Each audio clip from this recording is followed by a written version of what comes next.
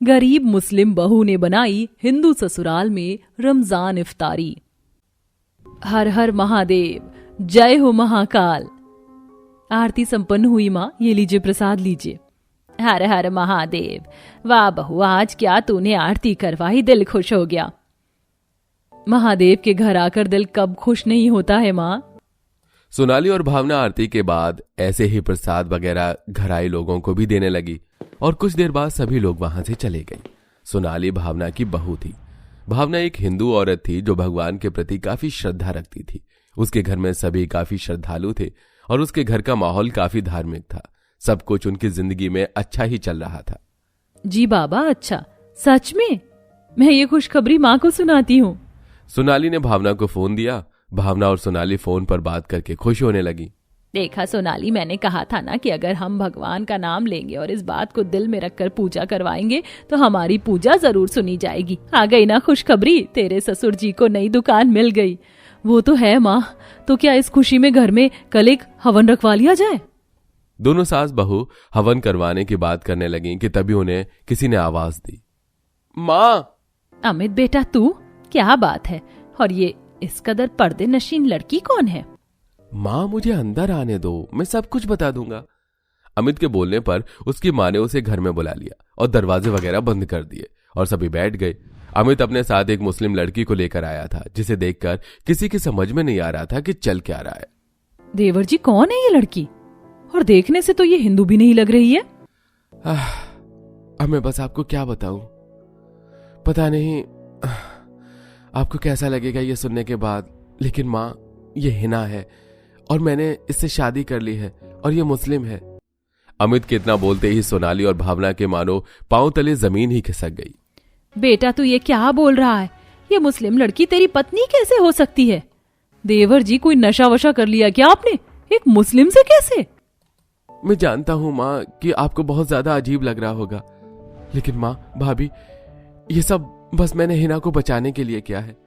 मैं बताता हूँ आपको, हिना मेरी क्लासमेट थी। इसके माँ बाबा इस दुनिया को इसके बचपन में ही छोड़ गए।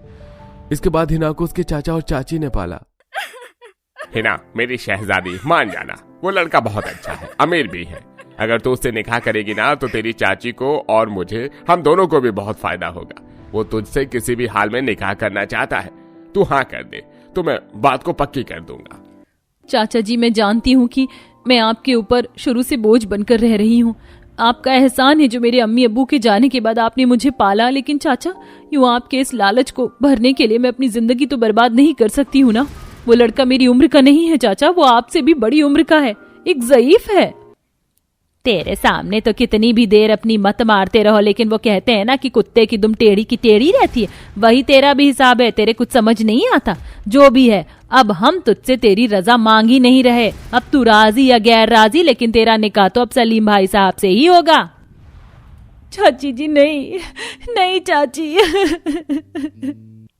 हिना को उसके चाचा और चाची बुरी तरह से अधेड़ उम्र आदमी से उसकी शादी करवाने पर जबरदस्ती कर रहे थे।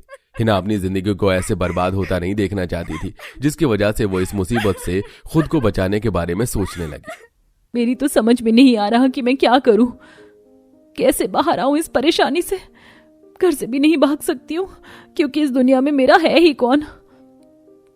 आइडिया, अमित ने तो मुझे कॉलेज में प्रपोज भी किया था, लेकिन अपने धर्म की वजह से मैंने मना कर दिया। लेकिन अब अगर मुझे इस परेशानी से निकलना है तो मुझे बस अमित ही बचा सकता है।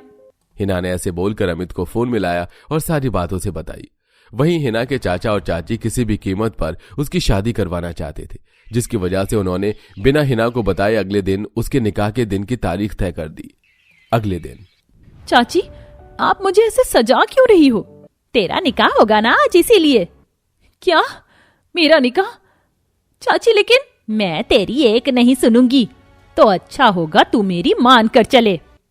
हिना की चाची ने ऐसे बोलकर उसे तैयार कर दिया, लेकिन हिना इस निकाह के लिए खिलाफ थी, इसलिए उसने फोन पर अमित से बात की और उसे सब कुछ बताया। कुछ ही देर बाद अमित हिना को लेने आ गया और उसने अमित से कोर्ट में शादी कर ली। तो ये सब हुआ था।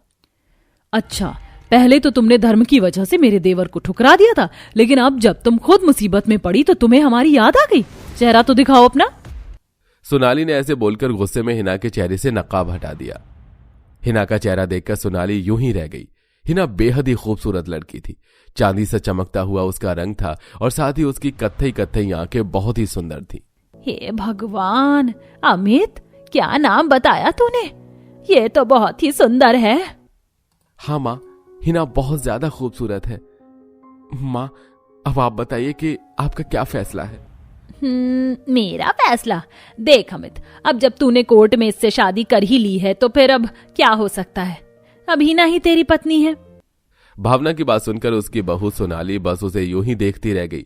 हिना काफी खुश हो गई थी क्योंकि उसकी सास ने उसे अपना लिया था। अगले दिन, वाह, साड़ी में भी मेरी बहू कितनी सुंदर लग रही है, बिल्कुल किसी चांद की तरह। माँ जी अब इस हिना की कुछ ज्यादा तारीफ नहीं कर रही है? मेरी तो कभी तारीफ नहीं की माँ ने ऐसे। अम्मी, मैंने सभी के लिए नाश्ता बना दिया है, तो नाश्ता कर लीजिए। और क्या? और कुछ नहीं। अरे ऐसे कैसे कुछ नहीं? बता मुझे बहू, क्या बात है? अम्मी, कल से रमजान शुरू है और आज पहली सहरी होगी, तो क्या मैं यहाँ पर भी रमजान? हाँ हाँ बहू, क्यों नहीं? नहीं, ये हमारा हिंदू घराना है, तुम यहाँ कोई रमजान नहीं रख सकती हो। एक तो पहले हमारे घर में आ गई और अब अपना धर्म भी यहाँ फॉलो करोगी। तो चुप कर सोनाली, मैं हूं ना, मैं देख लूंगी कि मुझे क्या करना है। ठीक है बहू, हम तुझसे मना नहीं करेंगे, तुझे रोजे रखने हैं ना तो रख लेना, लेकिन हाँ बस घर में मांस मच्छी ना बनाना। जी अम्मी, समझ गई, शुक्रिया आपका। माँ जी, हिना को रमजान रखने की इजाजत मिल गई थी। जैसे ही शाम हुई उसने अपनी सहरी की तैयारी की और अकेले ही उसने हिंदू ससुराल में रोजा रख लिया। सोनाली जानती थी कि हिना रमजान से होगी। अगली सुबह, बहुत शौक है ना इन मुस्लिम बेगम को रमजान रखने का। आज इसको मैंने इसकी मरी हुई माँ याद ना दिला दी तो मेरा नाम भी सोनाली नहीं। ए हिना, चल जल्दी से यहाँ से झाड़ू और पोछा लगा और हाँ उसके बाद दोपहर का खाना भी बना लेना। जी। हिना ने अपनी जेठानी को कहा, एक एक काम कर दिया, लेकिन क्योंकि वो रोजे से थी तो उसे सभी काम करके थकान हो गई। थक गई मैं तो, लेकिन अभी तो मुझे इफ्तारी भी बनानी है। हिना ऐसे बोलकर रसोई में आ गई और शाम का खाना भी बनाना है। एक काम करती हूँ, शाम का खाना ही बना लेती हूँ, उसी से रोजा इफ्तार कर लूंगी।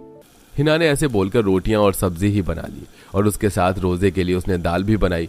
लेकिन उसके रसोई से निकलते ही, बहुत जल्दी है ना रोजा खोलने की, देख मैं कैसे तेरी इफ्तारी को खराब करती हूँ। सोनाली ने जो सब्जी हिना ने अपने लिए निकाली थी उसमें नमक तेज कर दिया। कुछ देर बाद ही इफ्तार का वक्त हो गया। कोई भी शाम के वक्त खाना नहीं खा रहा था। हिना ही रोजा खोलने को बैठी और जैसे ही उसने पहला निवाला मुंह में डाला तो उसे उबकाई आ गई। ये क्या है, इतनी तेज नमक? हिना ने जैसे ही पानी पिया तो उसमें भी नमक था, लेकिन उसे इतने नमक और सारा दिन रोजे से रहने की वजह से उसकी तबीयत बिगड़ गई और वो बेहोश होकर गिर पड़ी। उसी वक्त अमित काम से आया था तो वो उसे हॉस्पिटल लेकर गया। और देखे, घबराने वाली बात तो कोई नहीं है, बस एक तो आपकी बहू सुबह से भूखी प्यासी थी, उस पर ज्यादा तेज नमक खाने की वजह से उसका बीपी गड़बड़ हो गया। मैंने दवाई दी है तो आप वो ले लेना। जी डॉक्टर। मैं जानती हूँ कि ये किसका काम है, मैं जानती हूँ। अमित, तू घर चल। सोनाली हॉस्पिटल नहीं गई थी। सुजाता गुस्से में लाल पीली होती हुई सोनाली के पास पहुंची और घर जाती उसे जोरदार थप्पड़ मारा। तू इतना कैसे गिर सकती है सोनाली? अरे जब मुझे कोई दिक्कत नहीं है हिना के रोजा रखने से, तो तुझे क्यों इतनी दिक्कत हो रही है? यही सीखा है तूने जिंदगी से कि लोगों के बीच भेदभाव करो। बोल।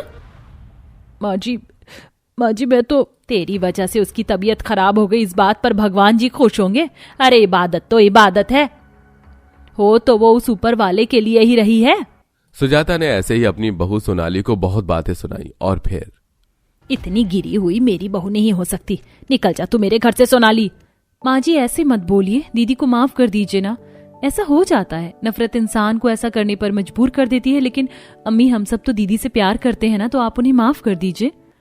मुझे माफ कर दो हिना, मैंने बहुत गलत किया तुम्हारे साथ। आखिर तुम भी तो इस घर की बहू हो और एक इंसान हो, वो भी नेक दिल इंसान। मुझे आप सब माफ कर दीजिए। चलिए हम साथ में इफ्तारी करते हैं, मैं अभी कुछ बना कर लाती हूँ। सोनाली रसोई में जाती है और झटपट खाने के लिए थोड़ा बहुत खाना तैयार कर लेती है और बाहर लाकर दस्तरखान पर लगाती है। तभी सभी साथ में बैठकर इफ्तारी करते हैं।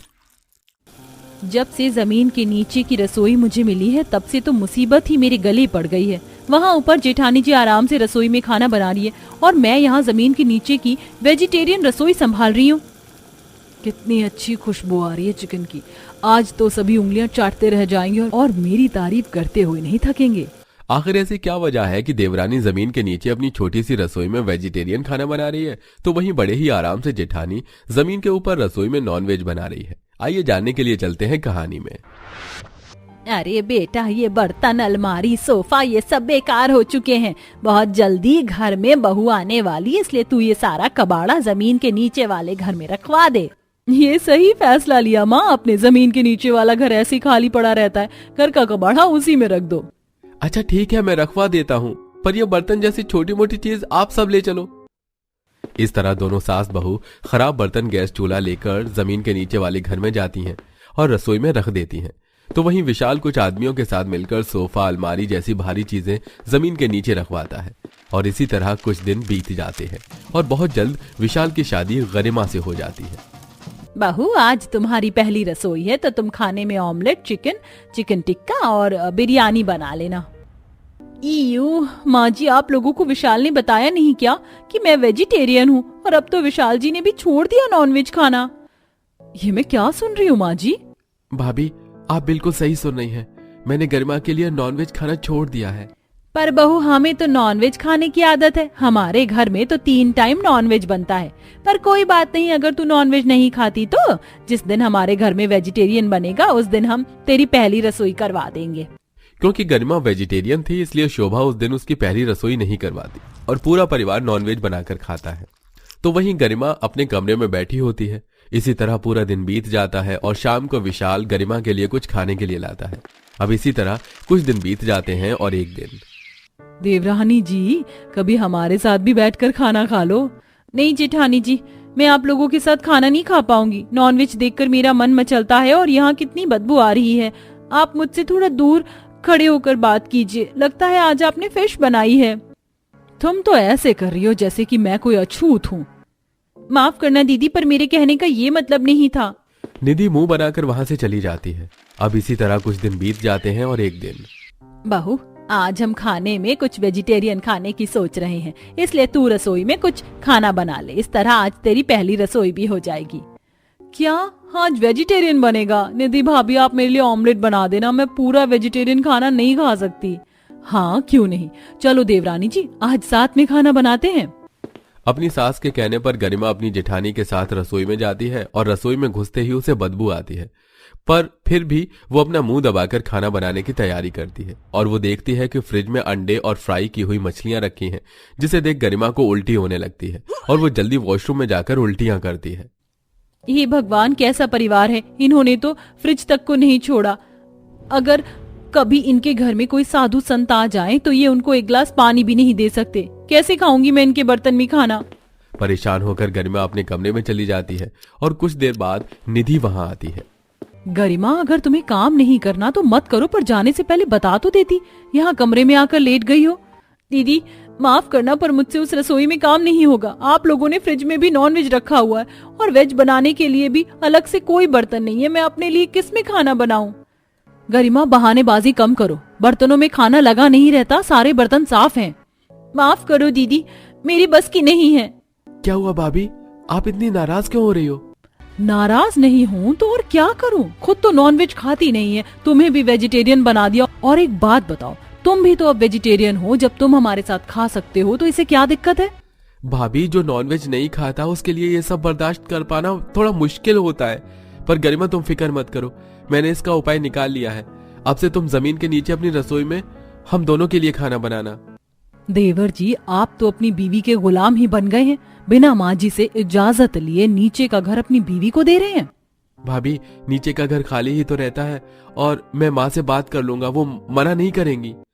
गरिमा की ऐसी हालत देखकर विशाल अपनी माँ से नीचे वाले घर के लिए बात करता है और शोभा की मंजूरी मिलने पर विशाल गरिमा को अपने साथ जमीन के नीचे घर में ले जाता है। यहाँ कोई नहीं रहता, इसलिए जमीन के नीचे वाले घर की ऐसी हालत है, पर तुम इसकी सफाई कर लेना और मैं शाम तक बर्तन ला दूंगा। तुम्हें भूखा रहने की जरूरत नहीं है, तुम आराम से यहाँ पर अपने लिए खाना बनाना। विशाल गरिमा को जमीन के नीचे वाला अपना घर दिखाता है, जहां पर घर का सारा कूड़ा और वेस्ट सामान रखा था। अब गरिमा अपने नीचे घर की रसोई को साफ करती है और खाना बनाने के लिए नए बर्तन, चूल्हा, सिलेंडर लाती है और रात को अकेली खाना बनाती है। यहाँ कितनी घुटन हो रही है। सब ऊपर आराम से खाना बना रहे हैं और मैं अकेले खाना बना रही हूँ। अरे गरिमा, खुशबू तो खाने की बहुत अच्छी आ रही है। लगता है खाना बन गया। और तुम अकेली कहाँ हो? मैं भी तो तुम्हारे साथ हूँ। चलो हम दोनों यहीं पर मिलकर एक साथ खाते हैं। इतना बोलकर गरिमा अपना और विशाल का खाना निकालती है और दोनों एक साथ मिलकर खाना खाते हैं। अब इसी तरह कुछ दिन बीत जाते हैं और एक दिन दोपहर में गरिमा अकेली नीचे खाना खाकर ऊपर जाती है और शीला गरिमा को परेशान करने लगती है। आ गई भाभी जमीन के नीचे खाना खाकर। अब आओ बिरयानी भी खा लो। शीला, तुम जानती हो ना मैं वेजिटेरियन हूँ। रुको, मैं बिरयानी में से पीस हटा देती हूँ, फिर ये भी वेजिटेरियन हो जाएगा। शीला, तू क्यों भाभी को तंग करती है? अगर अब तूने बहू को परेशान किया तो तेरी खैर नहीं। शीला की हरकतों पर शोभा उसे डांटती है। अब इसी तरह कुछ दिन बीत जाते हैं और बेचारी अकेली गरिमा जमीन के नीचे अपनी रसोई में खाना बनाती है, तो वहीं निधि ऊपर रसोई में नॉनवेज बनाती है। कितनी परेशानी हो रही है मुझे जमीन के नीचे रसोई में खाना बनाने में। आज तो विशाल जी भी लेट घर आएंगे, उनका खाना भी मुझे ऊपर लेकर जाना है। आज तो मुझे अकेले ही यहाँ पर खाना होगा। इतना बोलकर गरिमा अकेले खाने के लिए बैठ जाती है और तभी एक चूहा उसके ऊपर आ जाता है और वो डर जाती है और बिना खाए ऊपर कमरे में आकर लेट जाती है। थोड़ी देर बाद जब विशाल घर आता है तो वो सारी बात विशाल को बताती है। अरे यार, चूहा ही तो था, चलो चलकर खाना खा लो। नहीं, नीचे जमीन की रसोई में मुझे बहुत डर लगता है। तुम एक काम करो, खाना लेकर ऊपर ही आ जाओ। अगर इसी तरह से डरती रहोगी तो भूखी रह जाओगी। चलो नीचे, मैं हूं ना साथ में। विशाल गरिमा को अपने साथ जबरदस्ती नीचे ले जाता है, जहां वो दोनों खाना खा ही रहे होते हैं कि तभी बल्ब फ्यूज हो जाता है। एक परेशानी कम थी क्या जो ये दूसरी आ गई? आखिर कब तक हम इन्हीं परेशानियों को झेलकर जमीन के नीचे अकेले इस तरह से खाना बनाएंगे और खाएंगे ऊपर? पूरा परिवार कितने मजे से खाना खाता है। ये लोग क्या नॉनवेज खाना कम नहीं कर सकते? अगर यही बात भाभी ने तुमसे कह दी तो क्या करोगी? चलो खाना लेकर ऊपर चलते हैं, मैं कल लाइट लगा दूंगा। विशाल गरिमा के साथ अपने कमरे में खाना लेकर जाता है और सुबह एक नई लाइट लगा देता है। पर अगली सुबह जब गरिमा खाना बनाने के लिए नीचे जाती है तो उसे काफी बदबू आती है और वो खाना नहीं बना पाती और ऊपर आ जाती है। ऊपर आकर देखती है कि पूरा परिवार एक साथ नॉनवेज खा रहा है और तभी निधि गरिमा से कहती है, गरिमा, जब से तुमने नीचे की रसोई ली है तब से घर का कोई काम नहीं करती। आज सारे बर्तन धो लेना। मेरे सामने नॉनवेज मत खाओ, मेरी तबीयत खराब हो जाती है और मैं इन बर्तनों को साफ नहीं कर पाऊंगी। पहले आप ये सारी हड्डियां फेंको। इतना बोलते बोलते गरिमा अब बेहोश हो जाती है और गरिमा की ऐसी हालत देखकर अब शोभा को भी एहसास होता है कि नीचे अकेले रसोई में कितनी समस्याओं का सामना करके गरिमा अपने लिए खाना बना रही है। बहू, तुझे होश आ गया? मुझे समझना चाहिए था कि तू किस तरह जमीन के नीचे रसोई में खाना बना रही है और खा रही है। हम तो 10 मिनट भी नीचे जमीन में खड़े नहीं हो पाए और तू इतने दिनों से इतनी मुसीबत का सामना कर रही थी। इसीलिए मैंने सोच लिया है हम ऊपर ही तेरे लिए अलग रसोई बनाएंगे। और बड़ी बहू, अगर अब तूने कभी भी गरिमा बहू को परेशान किया या तू उसकी कभी रसोई में गई तो मैं तुझे नीचे की रसोई दे दूंगी। फिर तू नीचे रसोई में हम सबके लिए नॉनवेज बनाना। माँ जी, मैं गरिमा को परेशान नहीं करती थी, बस उसके साथ थोड़ा मस्ती करती थी। पर मुझे अब समझ आ गया है कि जो नॉनवेज नहीं खाता उसके लिए नॉनवेज वालों के साथ रहना भी बहुत मुश्किल होता है। और जब गरिमा हमारे परिवार के लिए इतना सब कुछ कर सकती है तो मैं अपनी देवरानी की परेशानी क्यों नहीं समझ सकती? मुझे आपके फैसले से कोई एतराज नहीं है। वैसे आप में से भी है कोई गरिमा जैसा जिसे नॉनवेज की स्मेल तक पसंद नहीं है? कमेंट में शेयर करना बिल्कुल मत भूलिए।